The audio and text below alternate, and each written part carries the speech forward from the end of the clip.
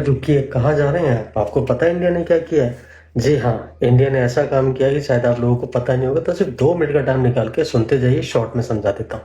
आप लोगों को अभी तो पता ही था कि मोदी जी ने एक एग्रीमेंट किया था यूएई के साथ। जैसे ही यूएई के साथ उन्होंने एग्रीमेंट किया, मिनिमम 48 आवर्स के अंदर स्टेट ऑफ हॉर्मुज इंडिया के लिए खोल दिया गया है।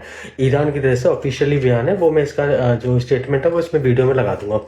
सेकेंडली, ये हुआ कैसे? हुआ ऐसे कि 1970 में मिडिल ईस्ट के 5 जो कंट्रीज थे, उन लोगों ने मिलकर एक संस्था बनाई थी, इसका नाम था ओपेक। ओपेक के अंदर ये रूल था कि हम लोग ऑयल को अपने कंट्रोल में रखेंगे, कितना निकालना है, कितना सेल करना है, क्या रेट रखना है, ये हम लोग आपसी में रखेंगे। उसमें बीच में छठा देश ऐड हुआ, यूएई। अभी हाल फिलहाल जो मिडिल ईस्ट में बात चल रही थी, वो आप सभी को पता है कि ईरान ने यूएई की जो ऑयल रिफाइनरी थी उसके ऊपर हमला किया था। उससे नाराज होकर और भी कई सारे कारणों की वजह से यूएई ने अपना ओपेक में से वहां से अपना नाम वापस ले लिया, वहां से उन्होंने छोड़ दिया।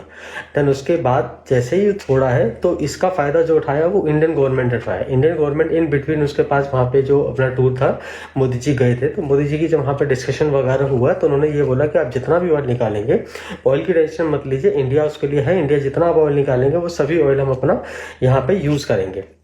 सेकेंडरी क्या था?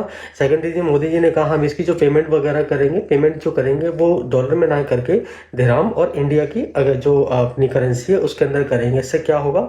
यूएई ने सोचा कि इससे हमारा जो क्या होगा, करेंसी मजबूत होगी। करेंसी मजबूत होगी, इसके साथ साथ यूएई ने इंडिया को ऑफर दिया कि आप अपना जो प्रोडक्ट है हमारे पास यूएई में सेल आउट कीजिए, 95% तक टैरिफ तक हम इसको वेव ऑफ कर देंगे। इससे बेनिफिट ये होगा कि इनकी करेंसी यहाँ पे अच्छी होगी और इंडिया का रुपये भी यहाँ पे वेल एंड गुड हो जाएगा।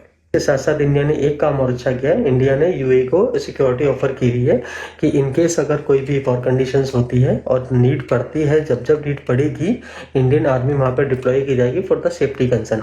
साथ ही में यूएई ने 5 मिलियन का इन्वेस्टमेंट इंडिया के अंदर अनाउंसमेंट किया है, वो भी आरबीएल बैंक के थ्रू। आरबीएल बैंक वो बैंक है जहाँ पे आरबीएल जो है वो है इंडिया का रिजर्व बैंक, प्लस में जो यूएई का जो सेंट्रल बैंक है उसके लोगों ने मिलकर एक फॉर्म तैयार किया जिस आरबीएल बैंक है।